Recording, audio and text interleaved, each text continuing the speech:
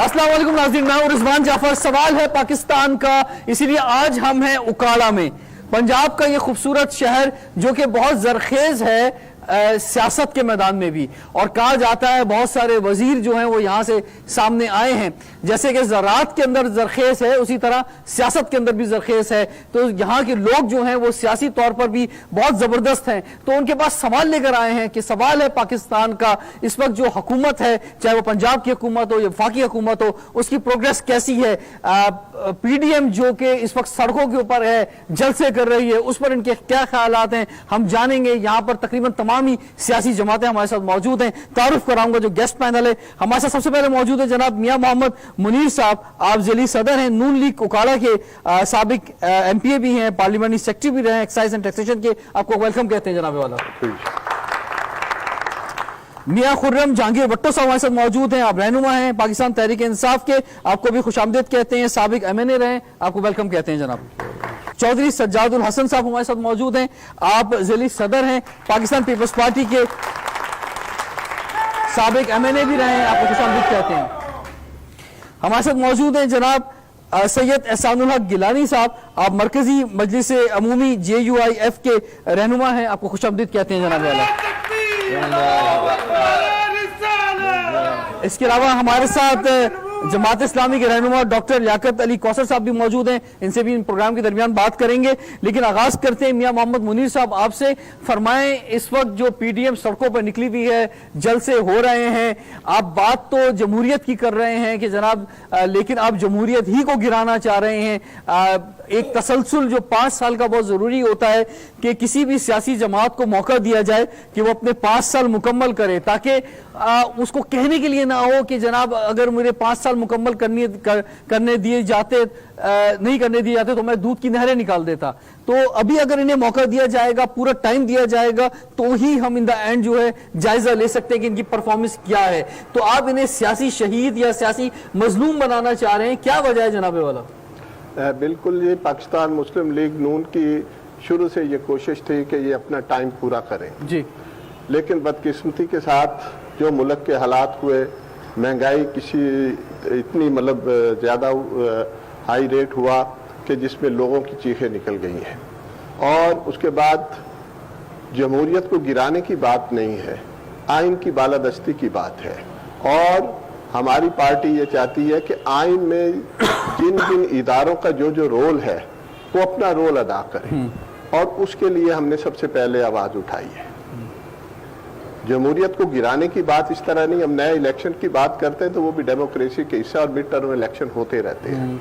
और अगर आप ये समझते हैं कि किसी जगह पे आपका कोई ऐसा ब्लॉक हो जाता है, आपका रास्ता रुक जाता है, और आपकी आवाम ये चाहती है कि हमारे मिड टर्म इलेक्शन हो, तो जमहूरियत में सर इस वक्त जिस जगह पे हम बैठे हुए हैं उकाड़ा में, यहाँ पे हम इर्द गिर्द के इलाकों को मिला लें तो चारों सीटें जो NA की हैं वो नून लीग के पास आई हैं। हम MPA की 8 सीटों की बात करें, उसमें 8 सीटें 7 सीटें जो है वो नून लीग के पास आई हैं, एक इंडिपेंडेंट है वो भी एक तरह से नून लीग के साथ हैं। तो ये तो आपको बड़ी क्लीन स्वीप किया है इस इलाके में नून लीग ने, तो आप फिर भी कह रहे हैं कि जनाब ये इंतखाबात जो हैं जाली हैं, ये इंतखाबात को आप नहीं मानते, ये सिलेक्टेड हैं। तो अगर ऐसा होता तो जनाब यहाँ भी कुछ 1-2 सीटें जो है PTI की निकलनी चाहिए थी। नहीं, यहाँ पे जितना बड़ा फर्क था ना, लीड थी जितनी ज्यादा, उस पर कुछ हो नहीं सका।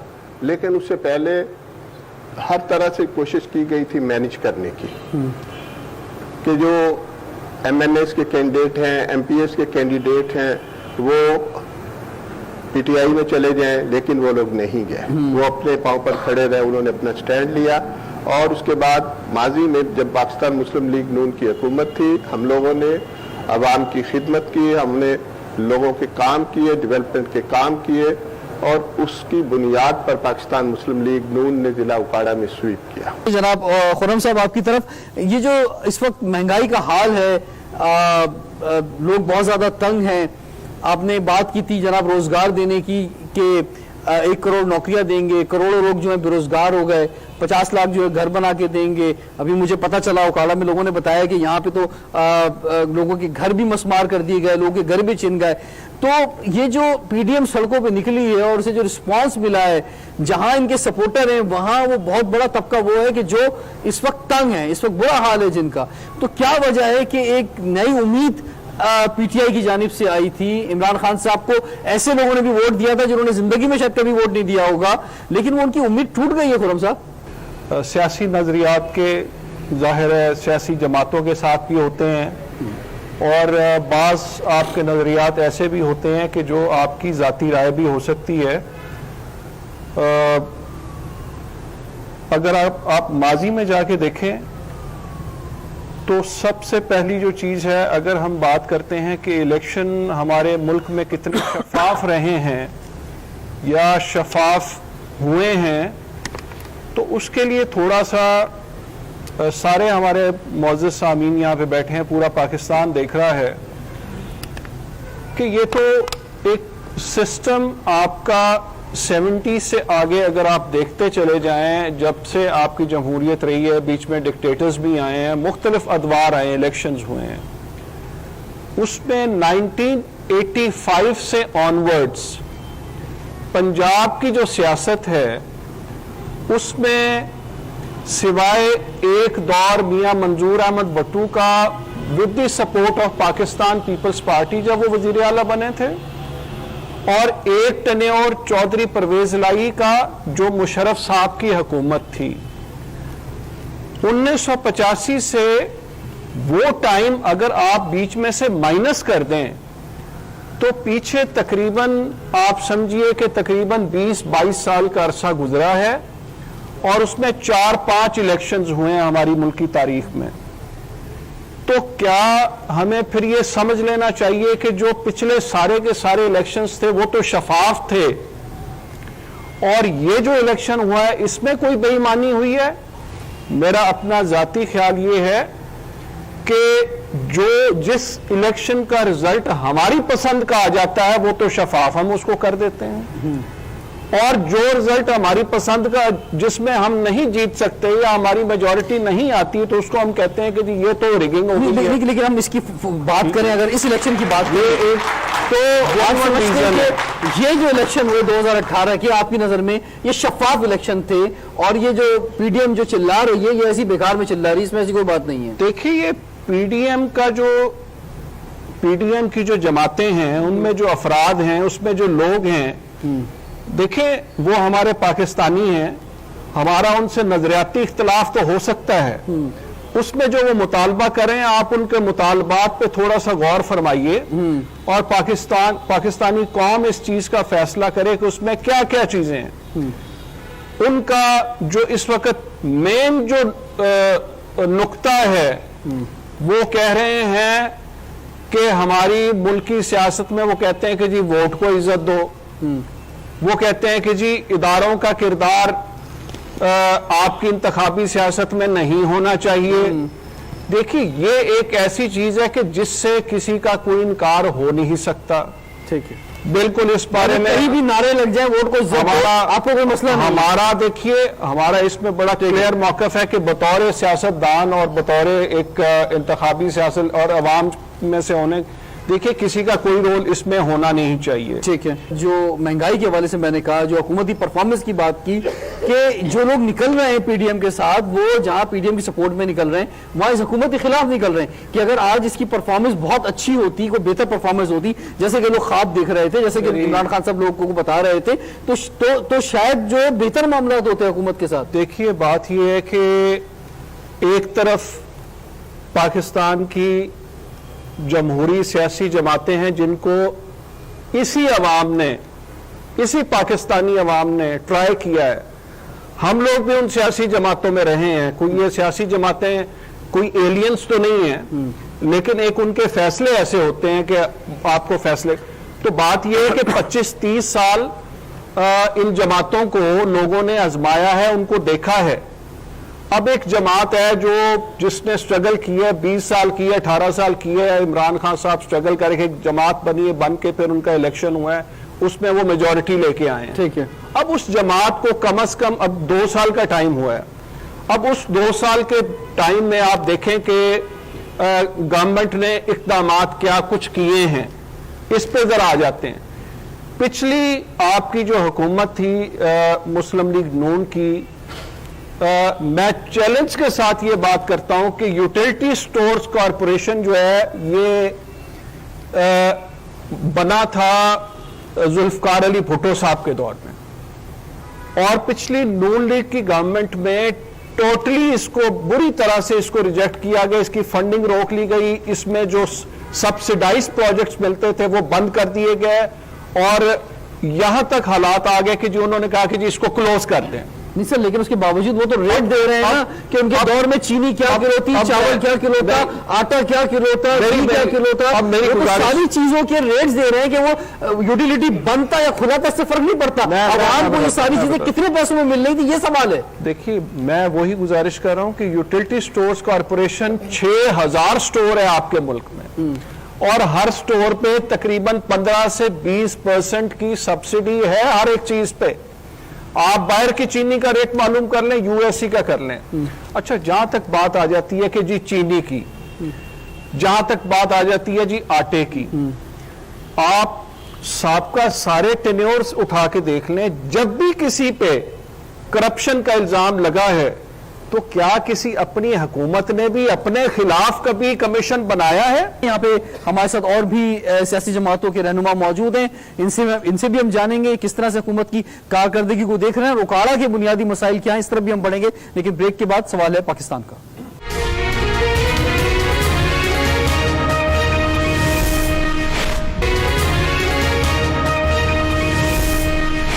उसके मरकज तक उसके बाकायदगी से इंतखाबात होते हैं, और आपने देखा होगा कि जमात इस्लामी मौलाना मौदूदी रहमतुल्लाह अलैह ने बनाई, उसके बाद मियाँ तोफैल मोहम्मद, उसके बाद काजी हुसैन अहमद, उसके बाद सैयद मुनव्वर हसन साहब, और उसके बाद आज एक गरीब एक गांव का रहने वाला सिराजुल हक आज उसका अमीर है। मैं समझता हूँ, और इसके बाद इसकी जिले से लेकर ऊपर तक सारी शुराएं जो हैं, ठीक है, ये सारी मुंतखब हैं। ठीक है। फिर उसके बाद हमारे वजीर खजाना भी रहे, सीनियर वजीर रहे, नाज़िम रहे, 1000 के करीब हमारे MNA और MPs रहे, किसी एक के ऊपर भी आज तक एक पाई की करप्शन का इल्जाम नहीं है। जबकि हमारी जितनी भी आज तक मौजूदा जमात है या साबिक इक्तदार में रहने वाली जमात है, सवाल के जवाब पे आ जाएं। मैं उस पे ये आ रहा हूं कि जमात इस्लामी का एक मौकफ है कि हम ये समझते हैं कि आज की अपोजिशन जो है ये कल की बरसर इक्तदार जमात थी। ये आज कहते हैं जी धांधली हुई है कि जब जरदारी साहब ने इक्तदार संभाला था तो उस वक्त आप मियां नवाज शरीफ की और शहबाज शरीफ की तकरीरें निकाल कर देख लें कि वो इनके बारे में क्या कहते थे। ठीक है। फिर जब मियां नवाज शरीफ आए हैं तो जरदारी साहब की तकरीरें निकाल कर देख लें, और उस वक्त इमरान खान की तकरीरें निकाल कर देख लें। मैं तो यह समझता हूं कि अपोजिशन और हुकूमत के आप बंदे गिन लें, स्वाय इमरान खान के बाकी कोई फर्क नहीं होता। आप नवाज शरीफ की कैबिनेट देख लें, वो अपोजिशन के भी समझते हैं, अपोजिशन के भी खिलाफ, हम समझते हैं, हुकूमत के भी खिलाफ, हम समझते हैं कि जब तक इस मुल्क के अंदर जिस बुनियाद के ऊपर यह मुल्क ला इलाहा इल्लल्लाह के लिए बनाया गया था, उस बुनियाद के ऊपर जब तक नीट और क्लीन कोई सियासी जमात बरसर इक्तदार नहीं आती, पाकिस्तान के लोगों के मसाइल हल नहीं हो सकते। नीट और क्लीन जमात जो है वो आपकी है, जमात इस्लामी। क्लेम करता हूं कि जमात इस्लामी से। और दूसरी बात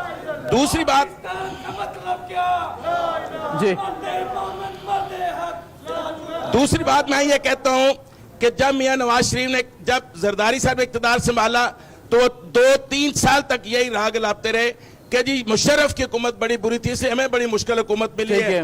और इसके बाद मियां नवाज शरीफ साहब पीपल्स पार्टी के बारे में, और आज इमरान खान साहब ने 2.5 साल सिर्फ इस बात पे सर्व कर दिए हैं कि जी पिछली हुकूमतें पैसे खा गई। मैं तो कहता हूं कि इनको 5 साल की बजाय और भी 2 साल पूरे करने दें ताकि इनके पास कोई बहाना ना रहे। और मैं ये समझता हूं कि जब तक ये करप्ट क़यादत मुल्क के अंदर बरसर इक़्तिदार रहेगी उस वक्त तक पाकिस्तान के लोगों की हालत नहीं बदल सकती, इनकी हालत बदलती रहेगी और जरूर बदलती रहेगी। ठीक है जी, बिल्कुल। ये हमारे सामने उकाड़ा के अवाम मौजूद है, ज्यादातर सियासी वर्कर्स हैं उकाड़ा के। तो इस वक्त जो हुकूमत है, खासतौर पर पंजाब हुकूमत जो है, उसकी परफॉर्मेंस कैसी है इनके नज़दीक, ये सवाल उठाएंगे ये। और खासतौर पर वफाकी हुकूमत जो है वो कितना अरसा इनके नज़दीक चलनी चाहिए, क्या सोच रहे हैं इस हुकूमत के हवाले से, इनसे ही जानेंगे। ब्रेक के बाद सवाल है पाकिस्तान का।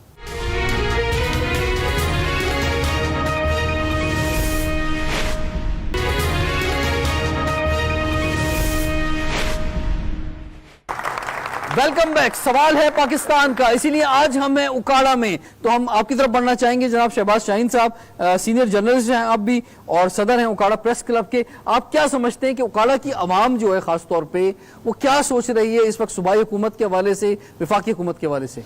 शुक्रिया रिजवान। पाकिस्तान की जमहूरियत का कुछ माजी और आने वाला टाइम कुछ ऐसा ही रहा है। कभी भी जीतने वाले इलेक्शन में हारने वाले ने तस्लीम नहीं किया।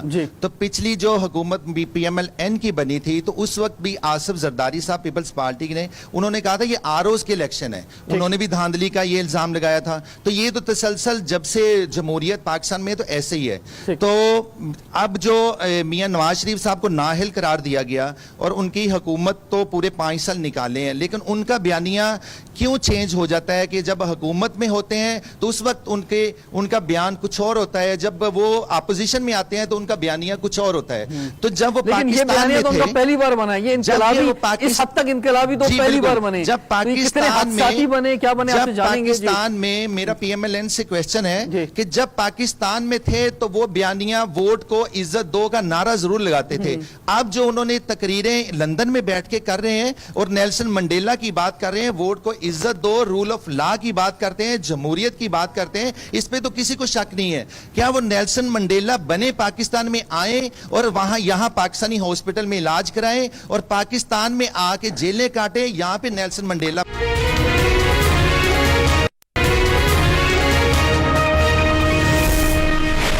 मियां नवाज शरीफ बीमार था, जब उसकी बेगम बिस्तर मरद पे थी उस वक्त भी लोग मजाक उड़ा रहे थे। जब उसकी डेड बॉडी यहाँ पर आई और लोगों ने देखा कि वो अपनी बिस्तर मरद पर अपनी बीवी को छोड़कर यहाँ पर आकर उसने जेल काटी। और आप नेशनल मंडेला की बात करते हैं। मियां नवाज शरीफ वापस आएगा, मियां नवाज शरीफ वापस आएगा और मैं आपको ये यकीन दिलाना चाहता हूं कि मियां नवाज शरीफ वापस आएगा। लेकिन ये बात नहीं है कि आप माजी की बातों को आज तक रखते रहे। आपने पाकिस्तान को अगर बदलना है, पाकिस्तान के निजाम को चेंज करना है, तो आप उसी बात को लेकर चलेंगे कि माजी में ये बात करते रहे, माजी में ये बात करते रहे। माजी की बातों को भूल जाए और मुस्तकबिल की तरफ बढ़े। जो कौमें तरक्की करती हैं वो अपने माजी को इस तरह नहीं दोहराती, रास्ता निकालती है। और मियां नवाज शरीफ ने अगर अपना बयानिया बदला है, मियां नवाज शरीफ ने वोट को इज्जत देने की बात की है, वो पूरी कौम के लिए की है कि वोट को इज्जत दी जाए। वोट को इज्जत और एहतराम नहीं दिया जाता। जो जमहूरियत का नारा लगाते हैं हम सब, क्या ये कौमी असम्बली भी और सूबाई असम्बली में जमहूरियत है? अगर इनको 5 साल से पहले उतार दिया जाए तो जमहूरियत खतरे में पड़ जाएगी। ये बल्दियाती इलेक्शन जो हुआ था 5 साल के लिए, इनको एक एग्जीक्यूटिव ऑर्डर के जरिए घर भेज दिया गया, आज जमहूरियत खतरे में नहीं पड़ी। बल्दियाती निज़ाम है या बुनियादी जमहूरियतों का निज़ाम है, पाकिस्तान के जो मसाइल हैं उसका हल ही ये है। अभी चाहे कोई टिकट होल्डर है, चाहे कोई पंजाब असम्बली के मेंबर है या नेशनल असम्बली का या कोई वजीर है, डायरेक्टली जवाब तलबी हमारी होती है कि जी आप बताएं कि जी आपने एक गांव में ये काम क्यों नहीं किया है।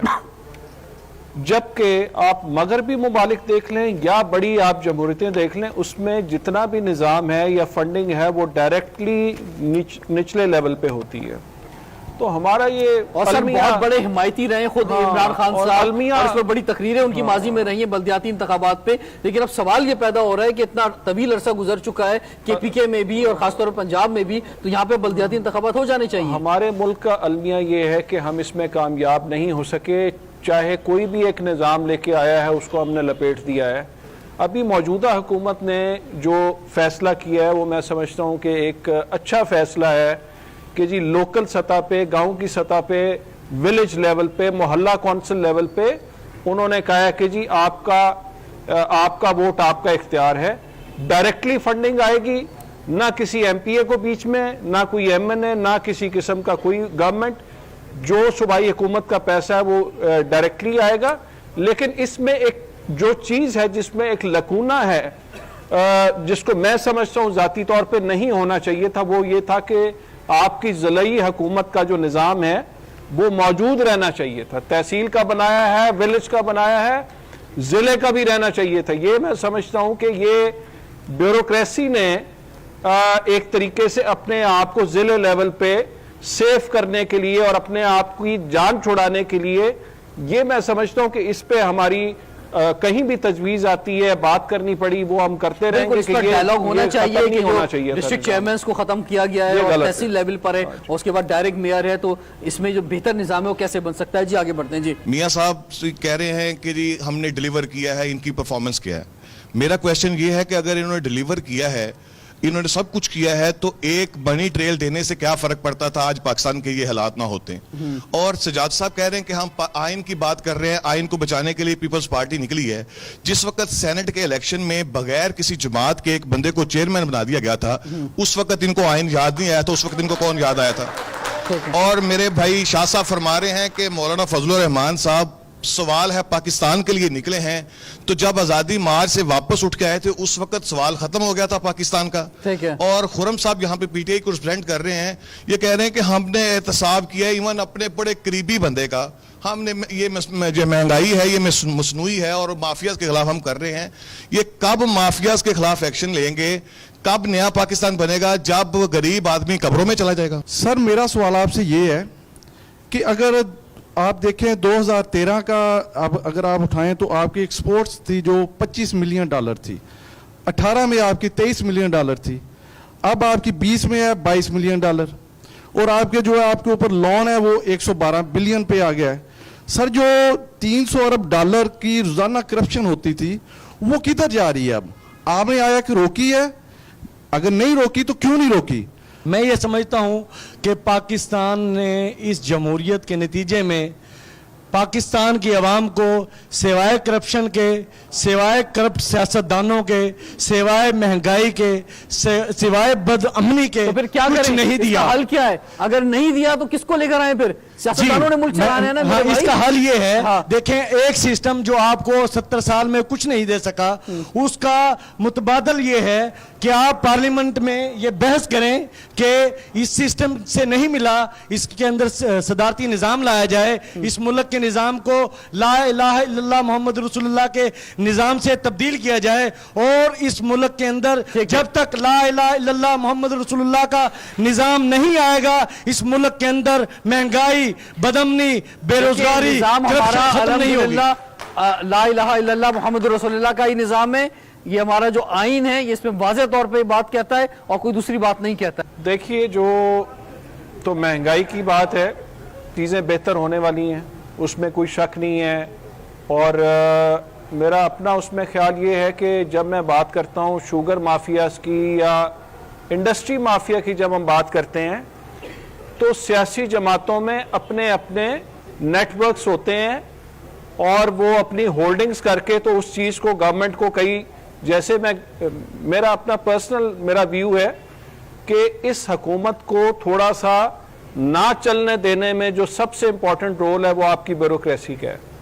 आपने बात की थी सरदार उस्मान बुज़दार के हवाले से कि जी आपका उनके बारे में क्या ख्याल है। जी मेरा सेम ही व्यू है कि देखें, ये कोई सियासी मिराज तो नहीं है कि सिर्फ लाहौर का बंदा बन सकता है, मुल्तान का बंदा बन सकता है। भाई रूरल एरिया में या किसी दौर में मियां मंजूर अहमद भट्टू रहा था, मतवसत तबके से ताल्लुक था, तो क्या जब हम अवाम की बात करते हैं, जब हम आम आदमी की बात करते हैं, तो फिर इसका मतलब आप जो है वसीम अकरम प्लस से मुतमईन है?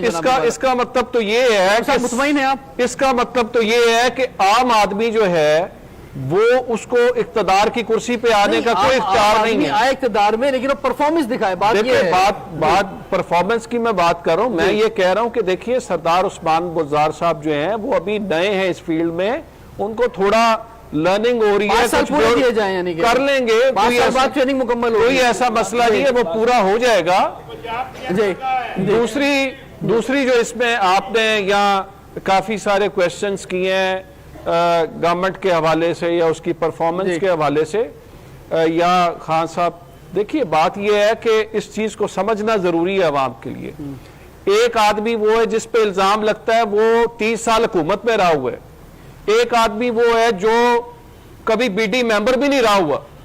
यानी कि क्रिकेट की बात और होती है, एक इलेक्टेड प्राइम मिनिस्टर और वजीर आजम, वो एक, देखिए मैं हूं या कोई भी है, वो एक खजाने के ऊपर रहे हैं, आपके पास एक जिम्मेदारी रही है, आप उसके जवाब दें। उस दौर में अगर कोई करप्शन हुई है आज अगर 2 सालों की हम बात करते हैं और जहांगीर तरीन की बात करते हैं, क्या हम आपकी बात सेकंड नहीं करते?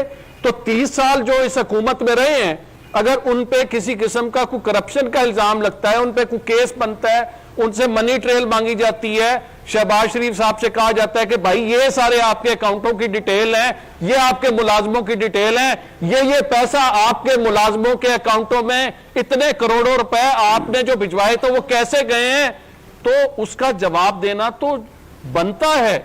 ठीक है, ये हक बनता है हुकूमत का ठीक है, पूछना। ठीक है, बस ये मेरे ख्याल से टाइम का मसला है हमारा कि ये हक जरूर बनता है और उनसे जवाब लेते रहें, लेकिन हुकूमत उनके जवाब लेने या ना देने से हुकूमत की परफॉर्मेंस एक अलग मैटर है कि वो परफॉर्मेंस अगर आपकी अच्छी हो जाएगी, लोगों को जो है वो महंगाई से निजात मिल जाएगी, लोगों को रोजगार मिलेगा, तो शायद बहुत सारी सवालात जो आपकी हुकूमत पे उठ रहे हैं वो कम हो जाएंगे। जनाब वाला जी मिस कर रहे हैं, वो बता रहे हैं कि ब्यूरोक्रेसी हमारी बात नहीं मानती। इनको तो खुद जुलूस निकालना चाहिए कि 2.5 साल में ब्यूरोक्रेसी इनकी बात नहीं मान रही। बात मानने की बात देखे ना, अब इस बात की बात है, अब इस बात है, बात मानने की बात नहीं कर रहा, मैं कह रहा हूँ थोड़ी हर जगह लेग पुलिंग होती है। इनको के अपने हक में जुलूस निकाले, ऐसी पार्टी। फॉरेन फंडिंग का केस जो चल रहा है उसका आज तक स्टे लेके उसको कंटिन्यू कर रहे हैं, तो उसका भी तो जवाब कहीं दे ठीक है जी, ये बिल्कुल बहुत सारे सवाल जो है आज के प्रोग्राम में जवाब बहुत बहुत शुक्रिया आप सब लोगों का। अवाम, उकाड़ा की अवाम और बड़ा माशाल्लाह से सियासी शऊर जो है देखा गया उकाड़ा के अंदर। वैसी जरखेज जमीन है सियासत के हवाले से, और बहुत से सवालात के जवाब दिए गए, कुछ रह गए हैं, लेकिन सवाल है पाकिस्तान का, और हम यही उम्मीद लेके यहाँ से जाएंगे उकाड़ा से कि इंशाअल्लाह ताला अवाम के जो ख्वाब देख रहे हैं, अवाम जो तब्दीली का ख्वाब खासतौर पे अवाम को दिखाया गया था वो पूरा हो, और अवाम के जो बुनियादी मसाइल हैं, खासतौर पे इस वक्त जो महंगाई है, जो गरीब आदमी का जीना मुश्किल हो गया है, वो उसके मसाइल जो हल हों। रिजवान जाफर को इजाजत दीजिए, सवाल है पाकिस्तान का।